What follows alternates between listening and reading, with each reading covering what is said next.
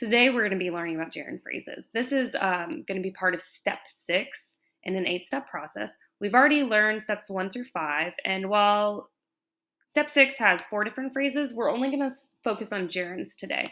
The earlier one is participles. Gerund and participles get confused because they can both start with ing words, but distinction between gerund and a participle is a gerund is being used as an adjective, or no, participles being used as an adjective, a gerund's being used as a noun.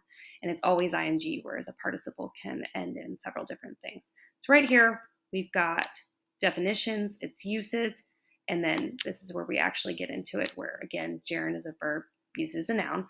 Got some examples here. Skating is my hobby. Skating is our gerund. And the whole phrase, like in the second one, singing in the choir, that would be the entire phrase. And students also need to know the different portions that are in the phrase, but we've already covered those in steps 1 through 5, so that shouldn't be too difficult. And this is how it's going to be broken down. You have to identify the phrase within the sentence, swimming laps in the pool. You have to identify your gerund, always your ing ending word, and then the function. Where it lies in the sentence is where it matters, which is this portion is very useful. If it's followed by a preposition, then the gerund, or preceded by a preposition, then the gerund, object of the preposition. If it's beginning the sentence, usually, followed by the verb, subject. And then direct object and predicate nominative depends on what type of verb is before the gerund.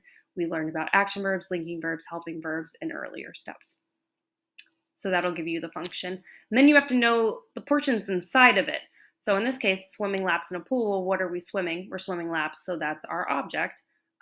In the pool, we know that's a prepositional phrase because in is a preposition, and then our modifiers are the.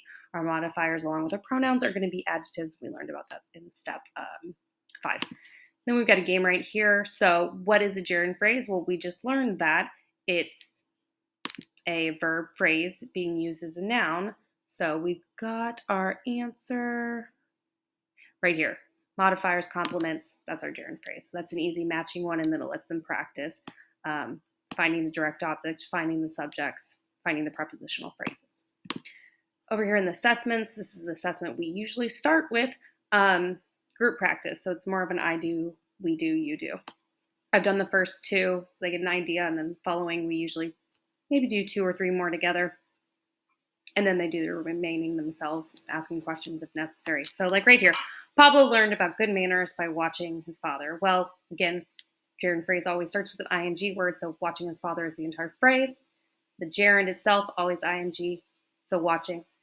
It said pronouns earlier were adjectives. His, it's clarifying whose father, it's an adjective, and then father is who he's watching, so that's an object. Now, by is a prepositional word, so we know the following is going to be an object of the preposition because it's within a preposition. Right here, we've got running track. Your gerund phrase stops before the next verb. You're not going to have multiple verbs in a gerund phrase. So running is our gerund, it's our ing word. What we're running is track, so it's an object, and it's also preceding the verb, so it's our subject. Same thing if we skip down. We've got a bear survives the water by hibernating in a cave. This is usually where I get kids starting participating. What's the phrase? Well, they know it starts with an ing, so hibernating in the cave. All right. We have hibernating, our gerund, and then we know in is a prepositional word, so in the cave. So we already have a preposition there.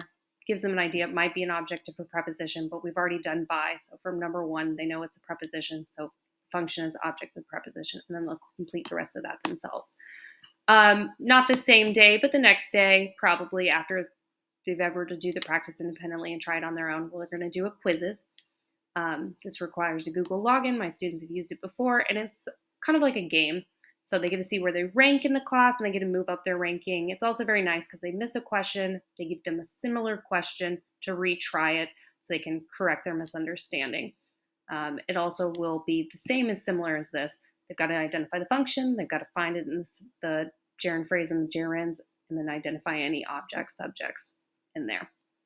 There's also an ed puzzle that will allow them to watch a video, hear some more examples, and then practice. So once that's done, they'll actually have a test over all step 6, which will be all 4 phrases, but gerund phrase is just one step in the process that adds to the infinitives of positives, participles. They've got to understand the distinction.